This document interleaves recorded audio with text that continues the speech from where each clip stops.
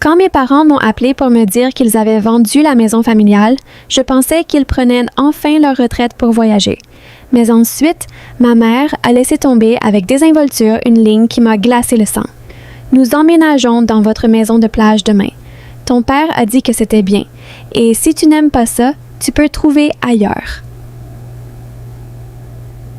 Je venais de quitter mon travail épuisant en entreprise et j'ai versé chaque centime de mes économies dans cette propriété en bord de mer pour guérir. Maintenant, ils essayaient de m'expulser de mon propre sanctuaire, me traitant comme un locataire ingrat dans une maison pour laquelle mon dur labeur a payé.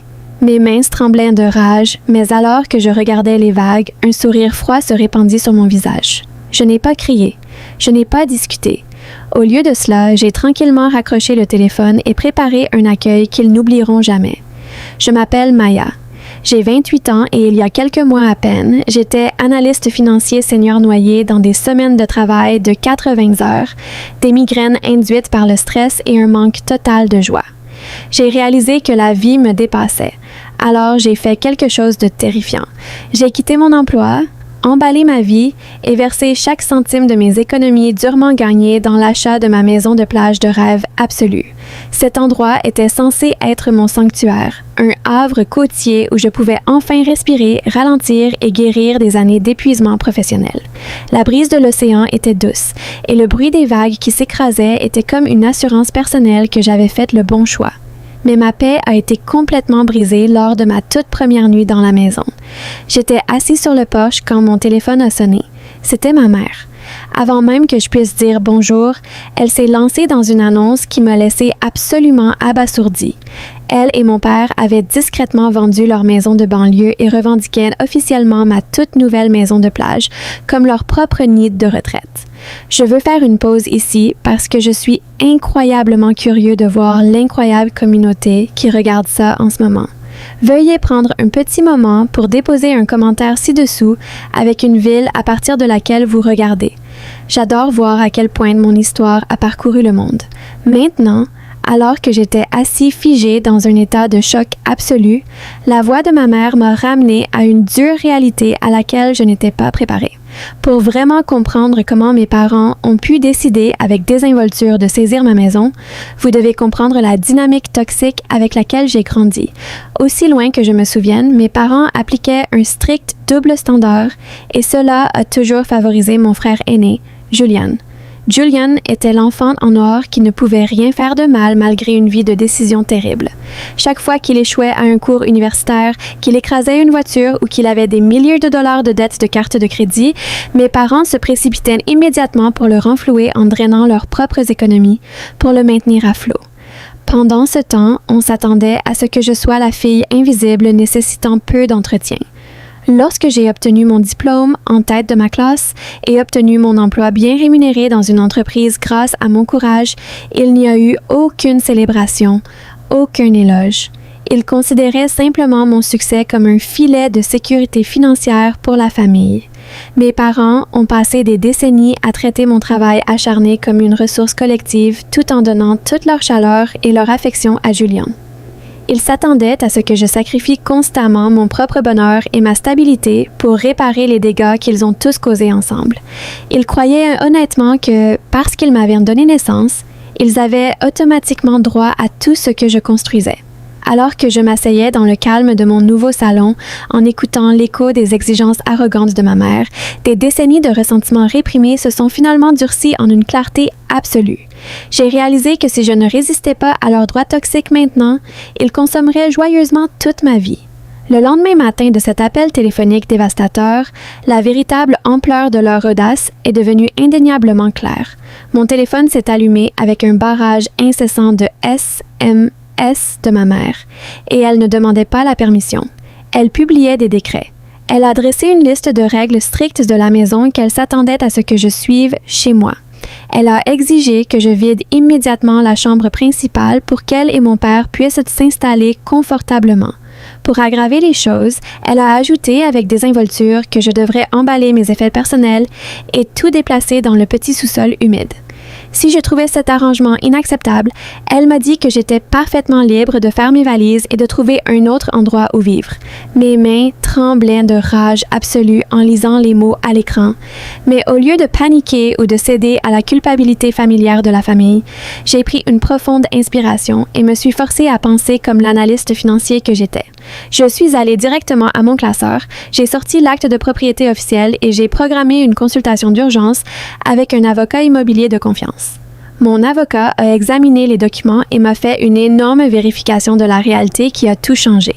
Il a confirmé que puisque la maison de plage avait été achetée entièrement avec mes propres fonds indépendants et enregistrée exclusivement sous mon nom, mes parents n'avaient absolument aucun droit légal sur la propriété.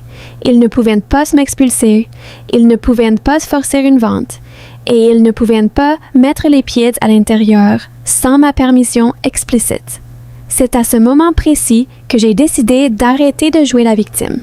J'ai choisi de simuler une conformité totale, leur laissant croire que leur plan de manipulation fonctionnait parfaitement, pendant que je tendais tranquillement un piège. Avec les faits juridiques fermement de mon côté, j'ai passé toute la soirée à préparer méticuleusement leur arrivée. Si mes parents voulaient traiter mon sanctuaire durement gagné comme un actif d'entreprise qu'ils pouvaient simplement saisir, alors j'allais les traiter comme des clients commerciaux stricts. Je me suis assis devant mon ordinateur et j'ai rédigé un contrat de location hermétique et complètement professionnel. J'ai recherché les taux de loyer du marché les plus élevés possibles pour les propriétés en bord de mer dans la région. Les ai doublés et les ai définis comme leur obligation mensuelle. J'ai ajouté des clauses exigeant un dépôt de garantie initiale massif, une assurance locataire obligatoire et des pénalités financières sévères pour toute modification non autorisée ou dommage matériel. Ensuite, je suis allée travailler sur la maison elle-même pour sécuriser mon espace personnel. J'ai appelé un technicien local qui est arrivé en quelques heures pour installer un système de sécurité intelligent haut de gamme. Nous avons placé des caméras visibles à chaque entrée et des serrures à clavier numérique sur les portes de la suite parentale principale, que j'avais l'intention de garder entièrement pour moi. Mes parents s'attendaient à entrer dans une maison sans défense où ils pourraient dicter leurs conditions, mais je la transformais en une forteresse de haute sécurité. À minuit, le piège était complètement tendu. J'ai imprimé 2 exemplaires du contrat de location brutale, attrapé un stylo frais et les ai placés au centre du comptoir de la cuisine. C'était l'endroit exact où ils devaient passer au moment où ils franchissaient la porte d'entrée. Alors que je me couchais enfin, écoutant les vagues apaisantes à l'extérieur, je ne ressentais plus une once de peur. J'ai juste ressenti une anticipation froide et calme pour la grande performance qui était sur le point de se dérouler le lendemain matin. Le lendemain matin, à exactement 10 heures, un énorme camion de déménagement jaune a grondé dans mon allée, suivi de près par la berline de mes parents. Je me tenais près de la fenêtre, les regardant sortir de leur voiture avec un air insupportable de triomphe. Ma mère n'a même pas pris la peine de frapper. Elle fit irruption par la porte d'entrée, ses yeux scrutant le foyer comme si elle était une reine inspectant son nouveau royaume. Mon père est entré juste derrière elle, m'ignorant complètement alors qu'il commençait à indiquer à l'équipe de déménagement où placer leurs lourds meubles en chaîne. « Maya, ne reste pas là », ordonna brusquement ma mère en faisant un geste vers une pile de valises à l'extérieur.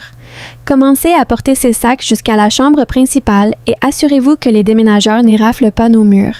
Je n'ai pas bougé d'un pouce. » J'ai juste souri, je me suis dirigée vers le comptoir de la cuisine et j'ai ramassé l'épais dossier manille. Avant que quiconque ne décharge une seule boîte, ai-je dit, ma voix coupant le bruit avec un calme absolu, nous devons finaliser la paperasse.